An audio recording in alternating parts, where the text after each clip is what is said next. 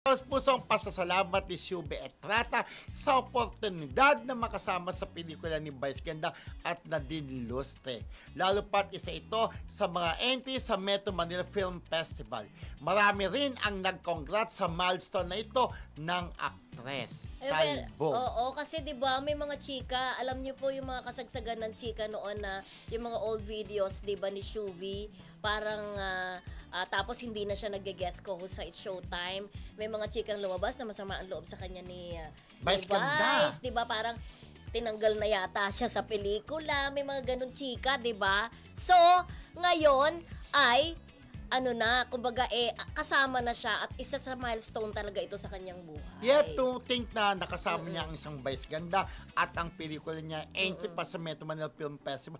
Pero parang, ewan ko kung di ako nagkakamay, meron pa ba siya isang movie na entry din sa MMFF? Hindi ko siya. Ito lang. Call Me Mother itong ito na entry nila. nga. Oo. At may press con to mamaya, di ba?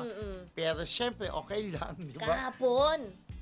Ano ba ngayon? Friday? Oo. Kahapon. Kahapon, Nag-press oo. con sila. Pero ko ang fairest forecast ko Oo. kasi lahat ng Vice Ganda movie sa Philippines, laging top grosser. Sa ngayon, nasa nakikita ko, possible na ito rin mag-top grosser. Pero, dumating sa punto na naabot na siya. Nangunguna na nga siya, di ba? Naabot na siya ng movie dati ni Aga Muna. Yes. Sell in number, 16 10, yata. yan. 10. Sell 10 ba in yun? number 13 yata. Parang pero kung naniniwala ko, ito year na Metro Manila Film Festival, itong movie, nakita ko ng trailer Ang ganda-ganda ng trailer. Sana nga Pero po. marami Sana yung lahat panoorin natin. maganda rin yung it's about family, yung reconnect din ni Ay, oo. Gerald Anderson. Kung Maganda saan, rin. si Gerald Anderson ay nag-guest sa Bilyonaryo, di ba? Yes, at Doon niya sinabi na, I'm single but I am not ready to mingle. Yes. Pero Oo. nakakatawa yung host doon, di ba? Oo. Kaya crush niya pala si Close niya pala si Gerald Anderson. Oo, Sabi niya, correct. talagang very open siya sinabi Parang na. feeling ko kikita yung movie na. Yung recording at saka yung Oo. maganda ring istorya nung Kayla Ibiang,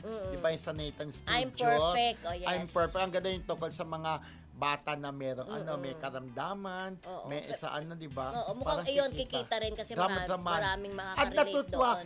natutuwa kung meron silang TikTok yung mga yon, di ba? Nakaroon TikTok na. So, pero sana po, lahat ng pelikula na entry sa Metro Manila Film Festival ay panoorin natin. Suportahan natin ang pelikulang Pilipino dahil sa aminin man po natin, hindi. Ito po mga pelikula na hindi gano'n talagang kumikita. Itong